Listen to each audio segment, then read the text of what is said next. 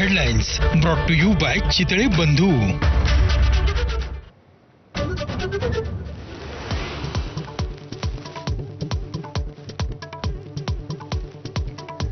गाय आणि म्हशीच्या दूध दरात आजपासून 2 रुपयांनी वाढ। गाईचं दूध प्रति लिटर 58 रुपये तर म्हशीचं दूध प्रति लिटर 74 रुपयांवर।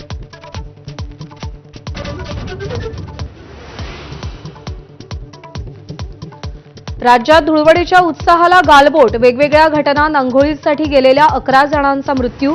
बदलापूरमध्ये 4 तर देहूमध्ये 3 मुलांना काळानं गाठलं।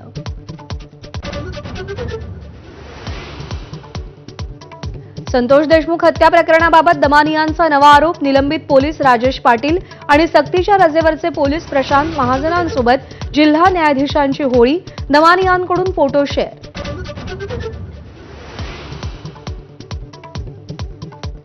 पुन्हा निवडणूक घेण्याची वेळ आली तर जनतेच्या पैशांचा खर्च होईल। कृषी मंत्री माणिकराव कोकाटे यांच्या शिक्षेला स्थगिती देताना नाशिक कोर्टाचं निरीक्षण।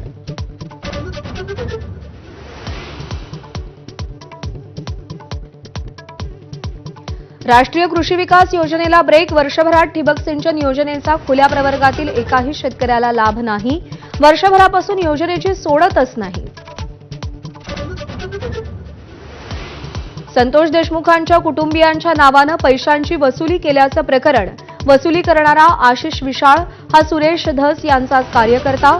एका चौकशीबाबत जिल्हाधिकाऱ्यांकडे मागणी करताना धसांची कबुली। भाजपचे आमदार सुरेश धस यांचा कार्यकर्ता सतीश भोसले उर्फ खोक्याला 20 तारखेपर्यंत पोलीस कोठडी। राजकारण आणि जातीयवादातून खोक्याला अडवलं जात असल्याचा त्याच्या वकिलांचा आरोप।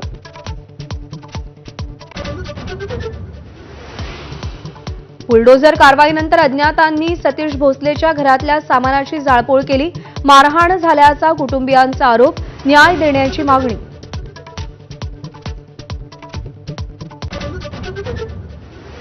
नाना पटोलेंची दोन्ही उपमुख्यमंत्र्यांना होळीच्या शुभेच्छांसह मुख्यमंत्री पदाची ऑफर। भगवा रंग आवडेल त्यांनी सोबत यावं शिंदेंचं उत्तर। तर नानांनी जनतेचा विश्वास जिंकावा बावनकुळेंचा खोचक टोला।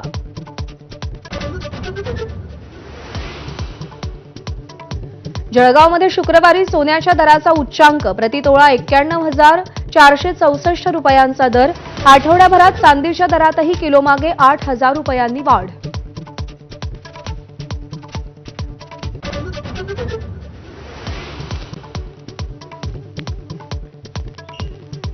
राज्यामध्ये कमाल तापमानाचा पारा 40शी पार। विदर्भात उष्णतेची लाट। ब्रह्मपुरीमध्ये उच्चांकी 42 अंश सेल्सिअस तापमानाची नोंद।